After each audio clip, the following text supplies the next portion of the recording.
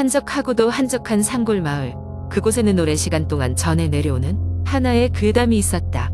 마을 사람들조차 그것에 대해 이야기하는 것을 꺼렸지만 호기심 많은 이들끼리는 가끔씩 모여 그에 대해 소근거리기도 했다. 마을 외곽에 위치한 오래된 숲 속 죽음의 숲이라고 불리는 그곳은 누구도 함부로 발을 들이려 하지 않았다. 숲의 중심부에는 오래된 폐가가 있었다. 마을 사람들은 그 폐가를 사라지는 집이라고 불렀다. 마치 그곳에 들어가는 이들은 다시는 돌아오지 못한다는 전설이 깃들어 있었다. 이제 그 망령 같은 이야기는 과거에서 시작되었다. 약 70여 년 전 그 마을에도 작은 학교가 하나 있었는데 그 학교에 한 선생님이 있었으니 그의 이름은 김선영. 김선영 선생님은 아름답고도 인정 많아 마을 사람들 모두에게 사랑받았다. 그러나 어느 날 김선영 선생님은 사라졌다. 학교는 그녀를 찾아 진실을 밝혀내려 했지만 어떤 흔적도 남아있지 않았다. 그녀의 행방은 끝내 미스터리로 남게 되었다. 세월은 흘러 그 이야기는 점점 그저 헛소문 취급을 받으며 잊혀지고 있었다. 하지만 마을의 젊은 혈기 많은 이들은 속으로 그 전설에 대해 불안감을 느끼면서도 엄청난 호기심을 느끼기 시작했다. 그 중에서도 가장 용맹한 두 청년, 준호와 민수는 결국 그 호기심을 참지 못하고 숲으로 향하기로 결심했다. 정말 괜찮을까? 이 전설이 진짜라면? 민수는 걱정스러워하며 말했다. 에이, 겁먹지 마. 우리가 직접 가서 확인해 보자고. 어쩌면 아무것도 아닐 수도 있잖아. 준호는 담담한 표정으로 대답하며 숲 속으로 들어갔다. 그들은 깊은 숲 속을 걸어가며 점점 더 짙어지는 어둠과 침묵에 압도되었다. 그리고 마침내 그들은 좁은 숲길 끝에 폐가를 발견했다. 폐가는 정말로 오래된 채 방치된 것처럼 보였다. 문은 나무로 만들어져 있었고 곳곳이 부서졌으며 두껍게 쌓인 먼지가 있음을 알 수 있었다. 마치 아무도 이곳에 들어온 적이 없는 것처럼 느껴졌다. 두 청년은 긴장된 마음으로 폐가의 입을 열었다. 여기가 그 사라지는 집이라는 곳인가? 민수는 말 없이 고개를 끄덕였다. 준호는 긴장된 목소리로 말을 잇지 못했다. 그때 문득 어디선가 들려오는 소름 끼치는 소리가 들려왔다. 그것은 마치 누군가가 부드럽게 울부짖는 소리 같았다. 너 들었냐? 그 소리. 뭐야? 준호는 자신도 모르게 뒷걸음질 쳤다. 민수는 머리카락이 쭈뼛 서는 느낌을 지울 수 없었다. 아무래도 이상해. 여기서 나가자. 그러나 그 순간 문이 스스로 닫혀버렸다. 두 청년은 당황하며 문을 열려고 했지만 문은 꼼짝도 하지 않았다. 뭔가 눈에 보이지 않는 힘이 두 사람을 이곳에 잡아두는 것 같았다. 그리고 그때 폐가의 깊은 어둠 속에서 갑자기 형체 없는 그림자가 나타나기 시작했다. 그림자는 점점 가까워지면서 형체를 갖추기 시작했다. 그것은 마치 인간처럼 보였지만 피부는 창백하고 눈은 비어 있었다. 그것은 칠흑 같은 긴 머리를 흩어뜨리며 두려움에 질린 두 청년에게 다가왔다. 민수는 비명을 지르며 그 자리에 주저앉았다. 저것은 대체 뭐야?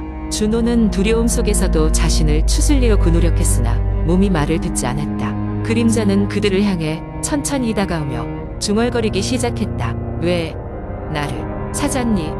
그 목소리는 마치 음울한 바람 소리처럼 들렸다. 준호는 씩씩거리는 이빨을 맞물며 겨우 말을 꺼냈다. 넌 누구야? 그림자는 잠시 멈췄다가 다시 다가왔다. 그리고 그 순간 준호의 눈에 뭔가 눈물이 고여있는 것을 볼 수 있었다. 그림자는 조용히 속삭였다. 나는 김선영이다. 어둠 속에 갇힌 영혼이지. 그 말을 듣자 두 청년은 아찔한 충격을 받았다. 전설 속의 그 사람, 김선영 선생님이었다니. 그녀는 왜 이곳에서 이렇게 고통받고 있는 것일까? 말도 안 돼. 그럼 어떻게 해야 당신을 도울 수 있죠? 민수는 떨리는 목소리로 물었다. 김선영 선생님의 영혼은 비통한 웃음을 지으며 말했다. 이곳을 떠날 수 있도록 해줘. 김선영 선생님의 이야기와 함께 두 청년은 그 폐가에 감춰진 비밀을 풀기 위해 행동에 나섰다. 오래된 다락방, 먼지 덮인 책상들, 그리고 숨겨진 일기장 속 그녀의 마지막 순간들이 그들에게 신비롭게도 드러나기 시작했다. 주변이 어두워지며 밤이 깊어졌을 때 그들은 결국 오래된 일기장 속에서 한 장의 마지막 페이지를 발견했다. 그 페이지에는 비극적인 이야기가 적혀 있었다. 김선영 선생님은 오래전 이 숲속에서 무언가에 쫓기며 고통스러운 마지막을 맞이했다는 내용이었다. 그녀의 삶을 끝낸 그 어둠은 마침내 그녀의 영혼을 이곳에 묶어버리고 말았다. 그녀를 구해낼 방법이란 그녀의 이야기를 세상에 전하고 그녀의 억울함을 풀어주는 것이었다. 두 청년은 마을 사람들에게 돌아가 그 이야기를 전했다. 마을 사람들은 처음에는 믿지 않았지만 두 청년의 진심 어린 설명과 함께 점점 그 이야기를 받아들이기 시작했다. 결국 김선영 선생님의 영혼은 마을 사람들의 기억 속에서 점차 기리고 그녀의 억울함도 풀리게 되었다. 폐가는 더 이상 사라지는 집이 아닌 하나의 비극적인 역사를 품은 곳으로 기억되었다. 준호와 민수는 그 미스터리가 풀린 후에도 한동안 그 경험을 잊을 수 없었다.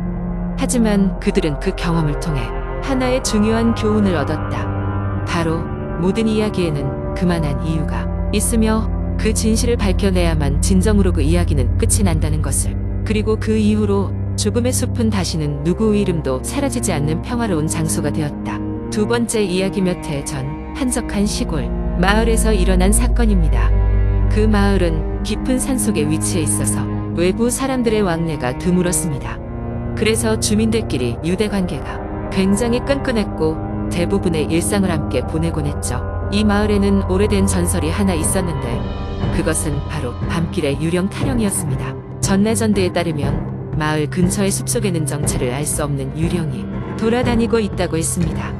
마을 사람들은 누군가 숲속으로 가는 것을 크게 경계했습니다.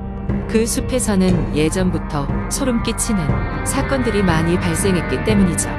어느 날 서울에서 온 한 젊은 여자가 이 마을로 이사 오게 되었습니다.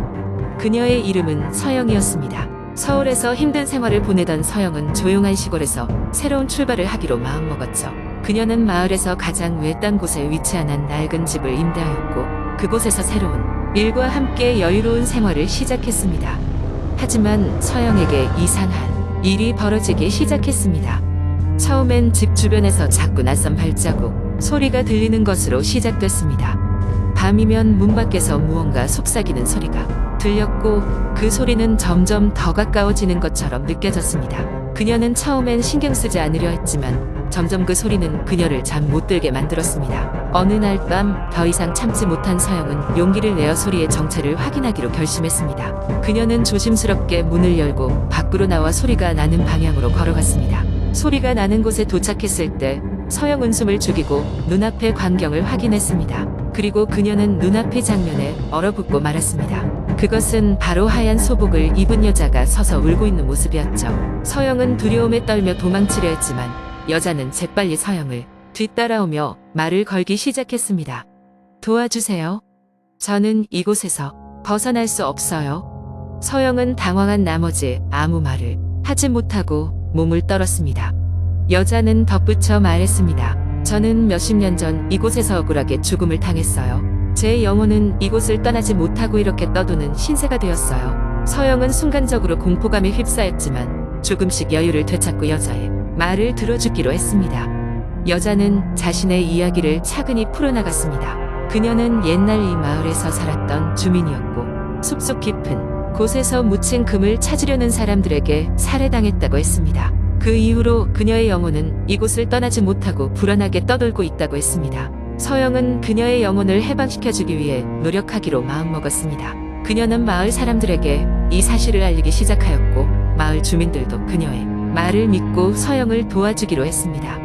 마을 사람들은 함께 숲을 수색하며 그녀의 시신이 묻힌 장소를 찾아냈습니다. 그리고 그녀를 위한 작은 추모식을 열어주고 제사를 지냈습니다. 그 후 서영은 더 이상 그 소리를 듣지 않게 되었고 마을 사람들도 더 이상 숲에 대한 두려움을 갖지 않게 되었습니다. 서영은 숲속 유령의 이야기를 잊지 않았지만 그로 인해 조용한 마을에서의 새 출발을 더욱 깊이 감사하며 하루하루를 보냈습니다. 그 사건 이후로 마을 사람들 사이에선 유령, 타령이 더 이상 공포의 대상이 아니라 삶과 연결되는 이야기로 자리잡게 되었습니다. 세 번째 이야기. 대학교 2학년 여름 방학이 끝나갈 무렵 나는 내 친구 준수에게서 뜻밖의 제안을 받았다. 우리 몇 명의 친구들이 모여 시골의 한 산장으로 여행을 가자는 것이었다. 그는 작년에 그의 삼촌이 사망하면서 물려받은 산장을 보러 가는 것이기도 하고 우리끼리 좀 더 친밀한 시간을 보내는 것도 좋을 것이라 생각했다. 거기 진짜 장난 아니야. 산속 깊숙이 있고 자연경관도 끝내줘. 준수의 권유에 망설일 이유가 없었다. 우리 일행은 나, 준수, 그리고 나의 동갑 내기 친구인 정수, 미라 등 4명이었다. 우리는 짐을 싸고 어두운 저녁 무렵에 출발했다. 자동차로 약 3시간을 달려 도착한 산장은 생각 이상으로 고풍스러웠다. 나무로 지어진 2층 건물은 확실한 세월의 흔적을 보여주었고 주위에는 빽빽한 숲과 차갑게 흐르는 계곡이 있었다. 준수는 다소 비장하게 우리에게 산장의 구조를 설명했다. 산장 1층에는 거실, 부엌 그리고 한 개의 방, 2층에는 3개의 방과 작은 욕실이 있었다. 우리는 모두 자기 방을 정하고 짐을 풀었다. 피곤했던 우리는 거실에 모여 앉아 하룻밤의 계획을 세우기 시작했다. 갑작스러운 아이디어로 귀신 이야기를 하게 된 것은 자연스러운 흐름이었다. 미라는 자신의 친척이 겪었던 가위 눌림 이야기를 꺼냈다. 하지만 그 이야기는 곧 모두를 소름 끼치게 만들었다. 내 친척이 밤에 자려고 누웠는데 무거운 무언가가 몸을 짓누르는 듯한 기분이 들었대. 눈을 뜨려고 해도 뜨지 못하고 고통스러워하던 중에 갑자기 귀신의 얼굴이 눈앞에 떠올랐다고 해. 순간 정수는 헛웃음을 터뜨리며 말했다. 그래, 뭐 그런 얘기들은 흔하지. 하지만 여기는 그런 거 없겠지? 그렇게 이야기의 분위기는 누그러들었고 우리는 각자의 방으로 흩어졌다. 나는 따뜻한 이불 속에서 차갑게 흔들리는 나뭇잎 소리를 들으며 잠에 든 것 같았다. 하지만 잠든 지 얼마 지나지 않아 갑자기 이상한 소음으로 잠에서 깼다. 거실 쪽에서 이상한 발소리가 들렸다. 맨발로 나무 판자를 밟을 때 나는 그런 묘한 소리였다. 나는 조심스럽게 방문을 열고 나왔지만 거실은 텅 빈 채 어둠에 잠겨 있었다.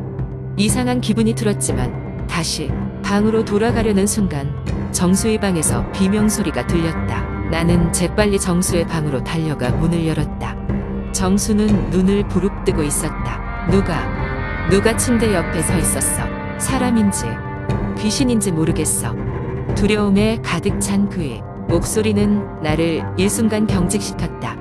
그날 밤 우리는 모두 거실에 모여 잠을 청했다. 하지만 아침이 되고 나서도 그런 불안감은 쉽게 사라지지 않았다. 아침 햇빛이 창문을 통해 내리쬐어도 산장 내부는 어쩐지 서늘했다. 우리는 아침 식사를 준비하며 전날 있었던 일을 털어놓았다. 아무래도 이상해.